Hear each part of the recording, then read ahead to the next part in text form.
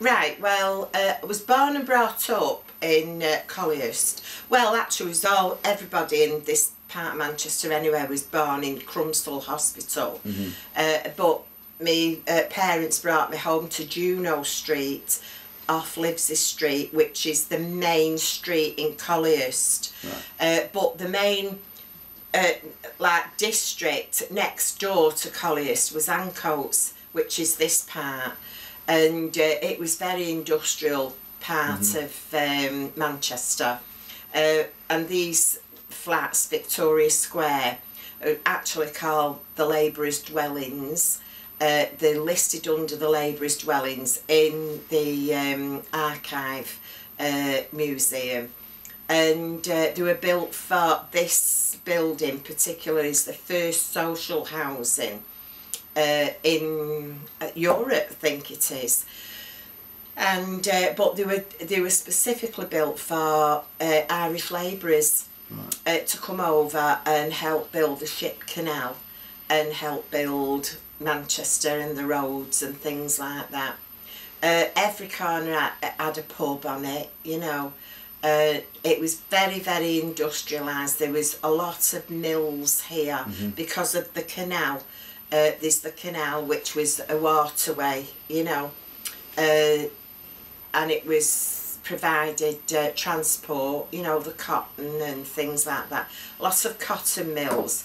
After the cotton finished, really, the cotton industry in this country finished, and not long after the war, became manufacturing industry, you know, mainly clothing.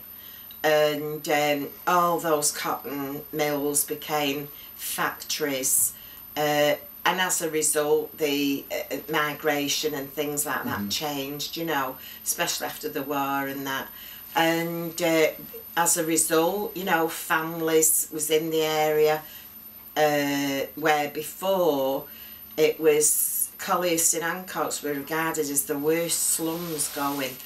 Engels actually is recorded as saying he's never seen slums like Manchester, you know, and there was all this side, Ancoats and Mouse Platting and Collyhurst.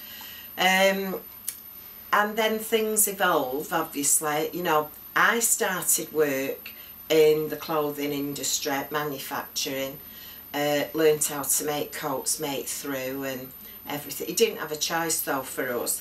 Us kids from Collyhurst and Ancoats and Mouse Platting. The slums, although I would never regard him as a slum, but, you know, never. They very, very much loved streets and neighbours and schools, which played a very big part in our lives. So it was like a large community then, would you say? Very, very much community. And the hub of the community was the church, whichever denomination it was, you know. We went to, Angela and I, we went to St Patrick's. Just over here in Ancoats is St Michael's, which was the main Catholic school, and it was mainly Italians who went, nearly all the Italian children went there. And this was Little Italy. This part was Little Italy. So it was a lot of ice cream manufacturers and things like that, you know. And yeah, there was that was that. And then there was the Cotton School, I believe. There was the Cotton Church, which was St Peter's there, and the Cotton School that went with it. Now, I'm presuming that would be Anglican in some, well, the church is Anglican. So, but two churches, main religions, living together, you know. And of course there was the whip walks then. On the Monday it would be the Protestants, Church of England, Evangelical and all that. And if it rained on the Monday, it was holy water. If it's sunshine, it was God shining on the righteous. But the same thing was said on Good Friday, Whit Friday. If it was sun shining, the sun blessed, you know, shining on the blessed. If it was raining, it was holy water. Yeah. And it was a big affair.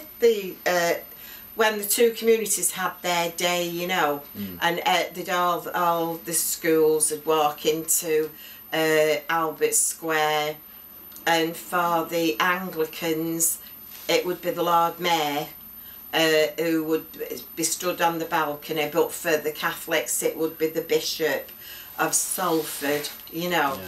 Yeah. Why Salford had a bishop and we didn't, I'll never know. We was the best, you know, Manchester. But there was, and I would imagine here in this building, in this dwellings, Good Friday, Whit Friday and Whit Monday would be absolutely ballistic, wouldn't they? You know. So that's and playing. We used to come here and play as kids, and we used to get warned: do not go in the dwellings. It's the den of iniquity. You know, yeah, you couldn't play around it. As I say, it was very, very industrialised, and just on the two streets away was the Express building. You know, so that was massive industry, and there was the glassworks, there was the ice creams, there was all sorts, wasn't there, you know, yeah, So when did you move away from the area then? Well, the thing was, the demolition started in the late 50s, and me and my grandmother, our house got pulled down and we moved to Miles Platting just down the road there, and it moved into a council flat, and we had an indoor toilet then, hot running water and a bath, and it was wonderful, you know. We thought we'd really gone up in the world, and then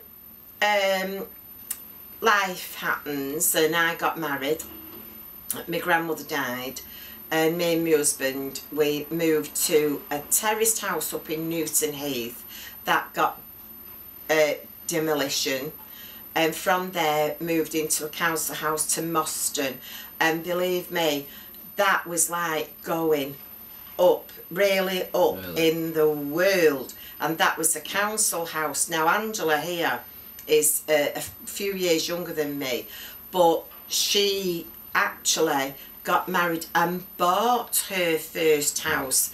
Now that was totally unheard of, absolutely unheard of, but she bought her house, so she was really in a class of her own, yeah, in that sense. Hey, and how much did you buy it for, Angela? £350. Wow. Yeah. Yeah. Still up now, isn't it? It's just been pulled down. Oh, has it just been pulled down? Street. Yeah. But these houses here on George Lee Street, when me and my husband, we'd been married 18 months and we got offered one, 3-bedroomed, for 12 shilling. And we got offered one for 12 shilling and we couldn't afford it, so we had to stay in the terraced house for 6 shilling a week, which was 30 pence. 12 shilling then would be 60 pence, right.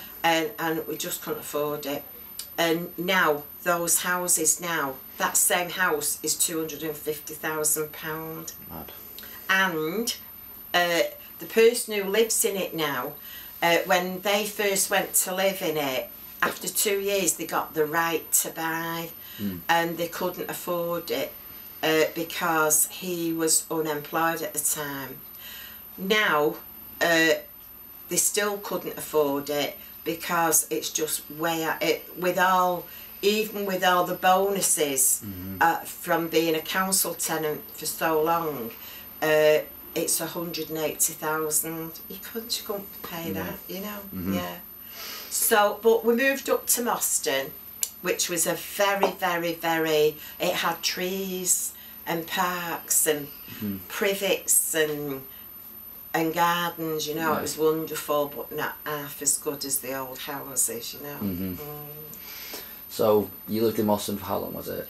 Lived in Moston for, well, we had the council house and we lived in that for 12 years. Okay. And then after that, we actually moved, we became a little bit better off. And we moved and bought our own house in New Moston, which was ever so, we really thought we had arrived there, you know. We lived there. Was the difference huge, like from coming from here to there? Was Massive. a massive difference? Yeah. Massive. Yeah. No one then would dream of living round here. No. Then, which is what, 20 years ago. You wouldn't dream it, although people still lived in here, but it was mainly derelict people. It was people with drinking men, mainly with drinking problems and things. So it wasn't really a nice place to live in? No. Never, no, okay. No. And but so 20 years ago, no, I never thought I'd be living back in Ancoats, never, you know. And I couldn't believe it when I came. Came in to see the managers over something entirely different. Yeah. And well, I came in because I was going to write. I was writing something about it, and it just was not the place that I remember. You know, you've got fabulous gardening right near town and everything. Said I need to live here. I need to live here, and I got this flat within 6 weeks. Now. You could just wait till a flat came along and go, oh, yes, you can take that. And that was it. Now, for every flat that comes empty, there's over 130 people waiting for it. So more and more people want to move here now, don't they? Yes, very much Definitely. so. Everyone's moving back. Yeah. Everyone who lives here now has been born here, or they've lived here before, or they lived in Ancoats or Colliers, you know. Yeah. Nothing like it, you know. It's wonderful. And to have your front door outside rather than in a hallway, you know. Lovely. Yeah, so in your opinion, obviously in the background you can hear all the construction going on. What's your opinion with all this? I think it's absolutely fantastic. I cannot tell you how wonderful it is that it's being rejuvenated. You know, the area is in a nice way. And the people who are living in these flats are like yourself, young people. There's yuppies, plenty of yuppies. I've heard a lot of different languages, you know, so diversity, yeah, very, very diverse. And the square, well, what do they call it? What do they call it? The square. Yeah, the square. Is it cutting room square? The cutting room square. Yeah, I think that's what I know it as. Yeah, it is the cutting room square. I mean, you go there at evening, you know, go into the shop, the little local shop there. It's fabulous to see people sitting outside, having a drink, having something to eat, you know. I think it's wonderful. I hope I see it finished, you know. Into the building works fabulous, you know. It's bringing life to the area, you know, definitely, you know, it's wonderful, yeah.